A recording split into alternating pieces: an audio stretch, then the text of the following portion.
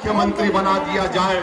और अगर कोई बीजेपी को अपना मुख्यमंत्री बनाने से कोई रोक सकता है तो वो उपेंद्र कुशवाहा का अलायंस, जो बीजेपी को बिहार में अपना मुख्यमंत्री बनाने से रोक सकता है। अगर आप साथ देंगे अपने दुआओं से और अपने वोट से तो इंशाअल्लाह ताला ये हकीकत जरूर बनेगी। एक और अहम बात मैं कहकर आपसे रुखसत हो जाऊंगा। मेरे अजीज दोस्तों और बुजुर्गों, एनपीआर एनआरसी का एहतजाज हमने किया था। आप तमाम ने एनआरसी का एहतजाज किया था ना, सारे किया था ना, CAA का किया था ना। कोई राजद कांग्रेस का नेता तुम्हारे साथ था? नहीं, ईमानदारी से वो डरने की जरूरत नहीं है। जब नहीं था, हमारी बका का मसला है, हमारे लिए जिंदगी और मौत का मसला है। एनपीआर एनआरसी सब CAA। जब कांग्रेस और राजद का आदमी नहीं था साथ, हम सर्दी में, रात की कड़ाके की सर्दी में हम भारत के संविधान को बचाने की लड़ाई लड़ रहे थे, भारत को बचाने की लड़ाई लड़ रहे थे। तो राजद का और कांग्रेस का कोई नजर नहीं आया। हमारे लिए बका का मामला, इसलिए आसाम की मिसाल दे रहा हूं। आसाम में सुप्रीम कोर्ट ने एनआरसी किया, 20 लोग के नाम, 20 लाख के नाम नहीं आए, जिसमें 5 लाख मुस्लिम थे और 15 लाख हमारे गैर मुस्लिम भाई थे। बीजेपी आसाम में कहती है कि 15 लाख जो हमारे गैर मुस्लिम भाई हैं उनको CAA के तहत भारत की शहरियत दी जाएगी, और जो 5 लाख मुस्लिम भाइयों के नाम नहीं आए उनको कह रहे हैं कि तुम कोर्ट में जाकर साबित करो। अगर पूरे भारत देश में CAA एनपीआर एनआरसी होगा, आप याद रखिए जो आसाम में हुआ वो भारत के कोने कोने में हो सकता है। इसीलिए हम आपसे वादा कर रहे हैं कि तेलंगाना में जहां से हम आते हैं, वहां की असेंबली में हमने वहां के मुख्यमंत्री के चंद्रशेखर राव से बात करके हमने तेलंगाना की विधानसभा में एक रेजोल्यूशन पास किया, और पास करने के बाद हमने ये कह दिया कि तेलंगाना में सेंसस होगा मगर एनपीआर एनआरसी की एक्सरसाइज नहीं होगी। हमारे वहां पर कितने एमएलए? 7 एमएलए खाली 7। अगर यहां पर हम शाह साहब को और आपके अशोक कुमार आलोक को, हैदर अली को और उपेंद्र कुशवाहा को बिहार का मुख्यमंत्री बनाएंगे तो हम आपसे वादा कर रहे हैं कि बिहार में सेंसस होगा, एनपीआर एनआरसी नहीं होगा, नहीं होगा। अब आप ये बात कांग्रेस के उम्मीदवार से पूछ लीजिए, राजद के लोगों से पूछ लीजिए कि बताइए, ओवैसी ने तो कह दिया कि अगर उपेंद्र कुशवाहा बिहार का मुख्यमंत्री बनेगा तो बिहार में सेंसस होगा, एनपीआर एनआरसी नहीं होगा। तो कांग्रेस और राजद कहेंगे ये क्या कह रहा है, ये तो उसको फायदा पहुंचा देगा। हम ऐसा नहीं बोल सकते। क्यों नहीं बोल सकते? नहीं, हमको उनका वोट नहीं मिलेगा, वो भाग जाएगा। अरे मेरे भाई, हमको हमारे घर से, देश से भगाने की बात हो रही है, तुमको अपने वोट की फिक्र है।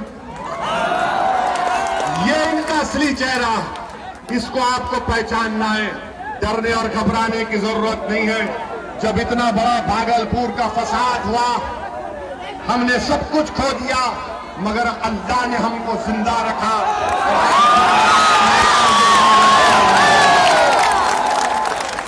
मैं आपसे अपील करने आया हूं कि डरने और घबराने की जरूरत नहीं है। अल्लाह हमारे लिए काफी है। अल्लाह पर तवक्कल करिए। संविधान ने आपको हक दिया है एहतजाज करने का। संविधान ने आपको एहतजाज हक दिया है कि आप अपनी आवाज को उठाएं। मैं भागलपुर की जनता को वादा कर रहा हूं कि जब इंशाअल्लाह ताला पूरे मुल्क में कोरोना खत्म हो जाएगा अल्लाह के फजलो करम से, जब पूरे मुल्क में अल्लाह के फजलो करम से, रब्बे कायनात के करम से वैक्सीन निकल जाएगा तो सुनो मोहन भागवत, भागलपुर से दोबारा एनआरसी एनपीआर का एहतजाज शुरू होगा इंशाअल्लाह। अब कोरोना की वजह से हमारे शेरनियां और हमारे शेर खामोश बैठे हुए हैं। और आपको ये बताना है कि जिसने आपका साथ नहीं दिया, आप उनको वोट नहीं दे सकते, वो आपके वोट के हकदार नहीं है। रहा सवाल बीजेपी का, मेरे भाई, ये वजीर आजम हमारे, ये प्रधानमंत्री देश के, जब लॉकडाउन की जरूरत नहीं थी तो लॉकडाउन लगा दी, 8 घंटे में लॉकडाउन लगा दी। आप बताइए, पूरे बिहार से 32 लाख प्रवासी मजदूर देश के कोने कोने में जा गए थे अपने पेट काटने के लिए, अपने घर में चूल्हा जलाने के लिए। उनको नरेंद्र मोदी ने कहा, कोई बात नहीं, डटे रहो, वैसी रहो। हमारे भड़काऊ भाषण को रिकॉर्ड करके पूरे बिहार के व्हाट्सएप ग्रुप में हमारे पास बीजेपी की तरह व्हाट्सएप ग्रुप नहीं है, आप भी हमारी ताकत है, फैलाइए। दीजिए कांग्रेस वालों को, बीजेपी वालों को, हमारी भाषण सुन के जरा उनके दिमाग का जाले निकल जाए। लॉकडाउन 8 घंटे में किया और लॉकडाउन निकालने के लिए हमारे देश के प्रधानमंत्री ने कहा, भाइयों बहनों, हम आपको 8 दिन का टाइम क्या दिमाग है, देखिए प्रधानमंत्री का, नजर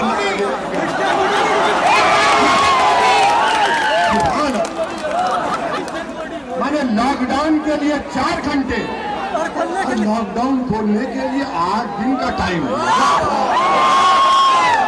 देश के हमारे दिल्ली के बादशाह, तुम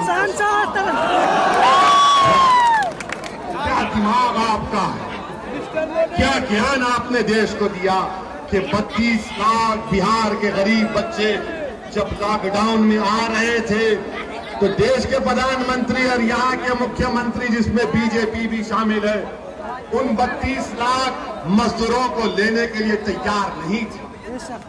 वो भूखे प्यासे आ रहे थे, ट्रेन में मर रहे थे, रेलवे स्टेशन पर लाश गिर रही थी एक औरत की, उस लाश के बाजू उसका बेटा 1 साल का अपनी मां की लाश को देखकर रो रहा था, मगर दिल्ली के बादशाह के 56 इंच के सीने में धड़कता हुआ दिल है या नहीं, मुझे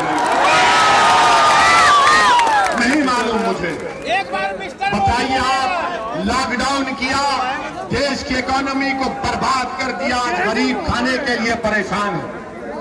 जो कल तक कुछ पैसे कमाता था, आज उसके पास रोजगार नहीं है। क्यों? दिल्ली के बादशाह ने कह दिया लॉकडाउन, लॉकडाउन, लॉकडाउन, लॉकडाउन। मेरे भाई, आज हमारे देश के प्रधानमंत्री यहाँ भागलपुर और मुख्तलिफ मुकामात पर जाएंगे और बीजेपी के लोग प्रचार करेंगे। हम उनसे इतना पूछेंगे, बताओ लॉकडाउन तुम्हारी गलती थी या नहीं थी?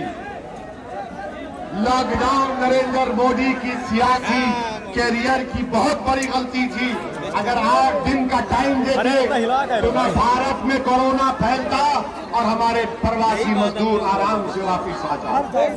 अब दूसरी बात, भारत के प्रधानमंत्री बिहार के दूसरे मरहले के चुनाव के लिए आए थे और आकर भारत के प्रधानमंत्री ने बिहार के इलेक्शन में ये कह दिया कि हमने राम मंदिर को बनाना शुरू कर दिया। प्रधानमंत्री जी कभी तो बोल देते कि मैं और नीतीश कुमार ने बिहार में गरीबों के लिए शौचालय बनाने के लिए हमने 2000 की रिश्वत आम कर दी। प्रधानमंत्री कह देते कि गरीबों को प्रधानमंत्री आवास के लिए, घर के लिए मैं और मेरे नीतीश ने 20,000 की रिश्वत को आम कर दी। शौचालय नहीं बनता बगैर 2000 की रिश्वत के, बेशक घर नहीं मिलता 20,000 की रिश्वत के बगैर। और फिर सोने पे सुहागा ये है कि राजद जिसको 15 साल मिले कांग्रेस के साथ, वो कह रहे हैं कि हम 10 लाख नौकरियां देंगे। तो नरेंद्र मोदी दिल्ली के बादशाह बिहार को आकर कहते हैं तू 10 लाख तो मैं 19 लाख दूं। हमारे वोटों का हर्राज हो रहा है। क्या कोई बिहारी की कीमत 29 लाख नौकरियां हैं? क्या ये एक बिहारी की अहमियत है जो 15 साल में भागलपुर में इंसाफ नहीं किए, कातिलों को छूट दिए, रेशम के कारोबार को बर्बाद कर दिए? वो नौकरी की बात करें, वो नौकरी की बात करें। हमने एक लतीफा सुना था, आपको भी सुनाते हैं कि दो बड़े बड़े लोग थे, ये राजद और बीजेपी की तरह लंबी लंबी फेंकते थे। तो एक ने कहा कि हमारे दादा के पास इतनी जमीन है कि नेपाल के बॉर्डर तक हमारे दादा की जमीन। बोला कि नेपाल के बॉर्डर तक तुम्हारे दादा की जमीन? बोले हाँ, वो उससे बढ़कर हमारे दादा का जो कमरा था, दीवान खाना था, वो 4 एकड़ पर था।